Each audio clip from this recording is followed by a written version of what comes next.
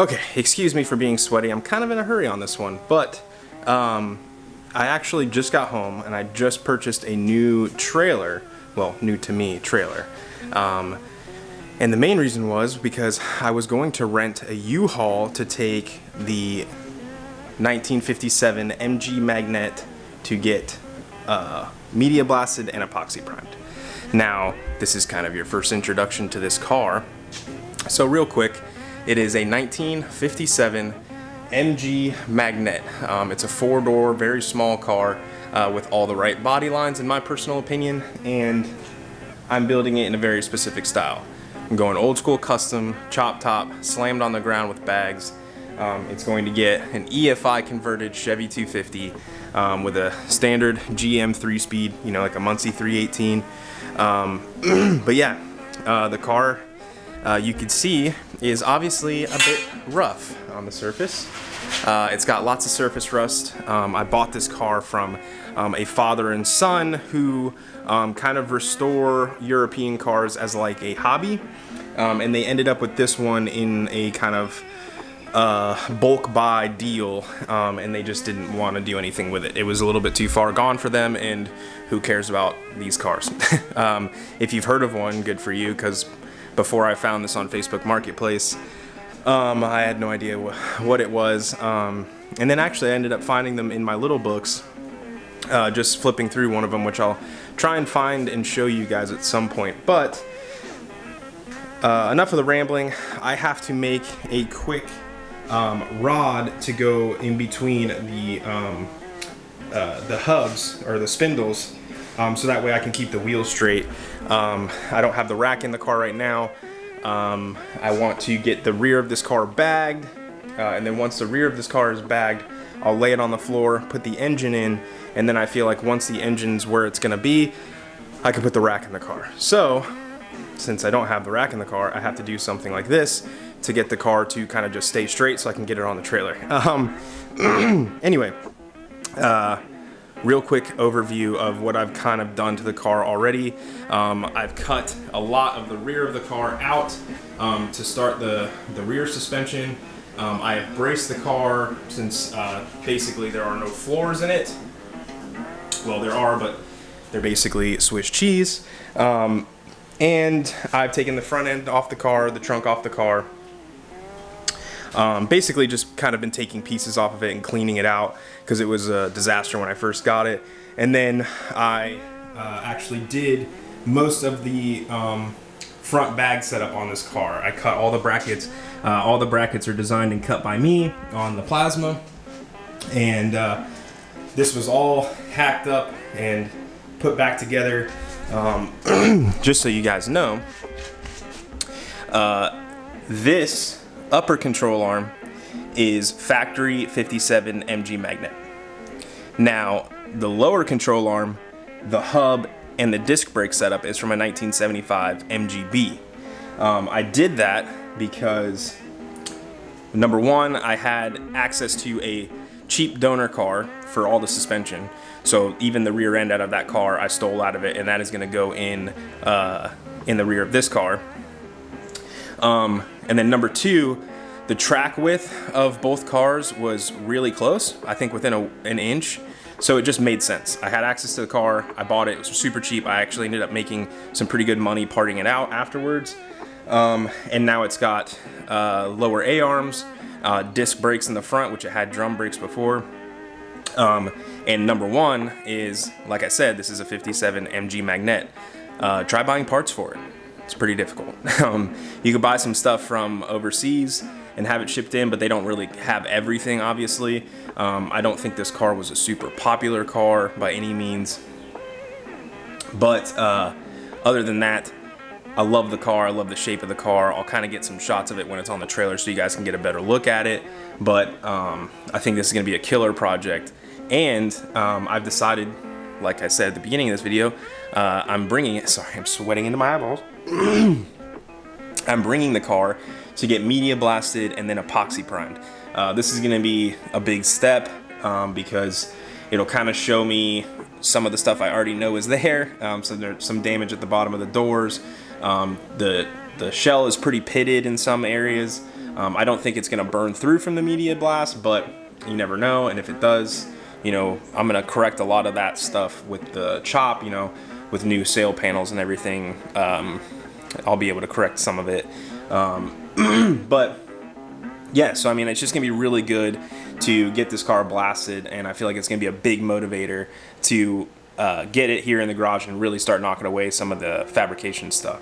But anyway, let's make this little piece real quick. I'm literally going to make it out of conduit and put some bolts through it just to keep the wheels straight.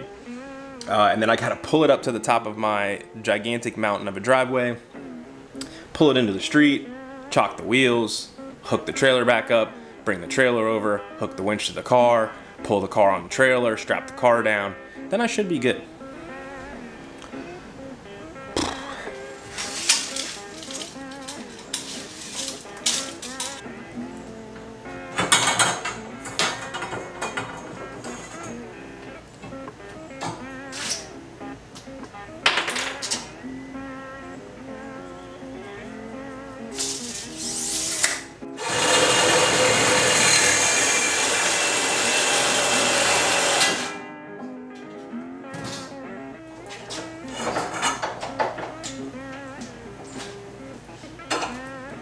Trying to keep my wife happy and thick.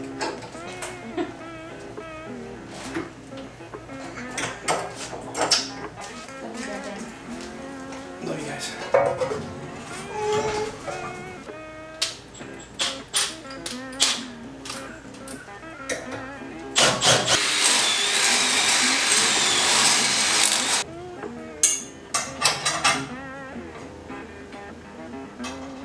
I did that as quick and as dirty as possible.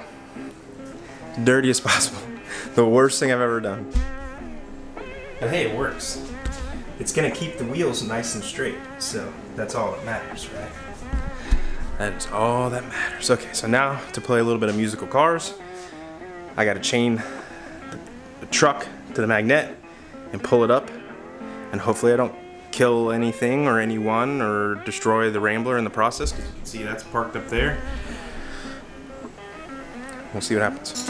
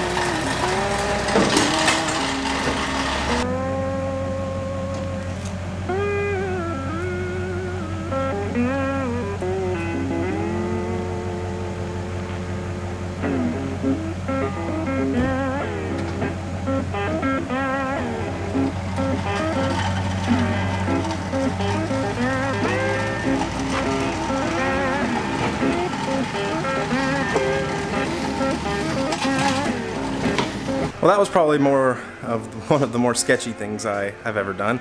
I almost completely wrecked it into my wife's car, so there's that. But it's up there, so let me try and move this thing around a little bit. My neighbors hate me.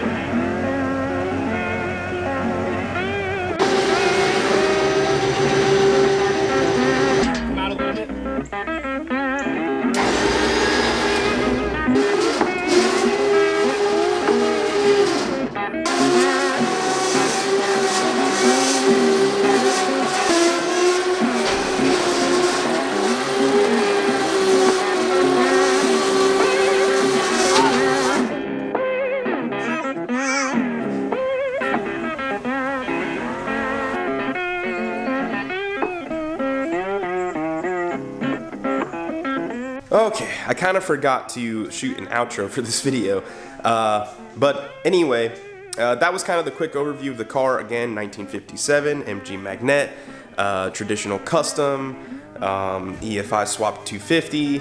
You know, it's gonna be a really fun project. I'm getting really excited to kind of like finally get to sink my teeth into it, especially after epoxy prime I'm sorry, media blasting and epoxy prime. We're finally gonna get to take a look at basically what the car needs in terms of rust repair. Obviously, you guys seen the car.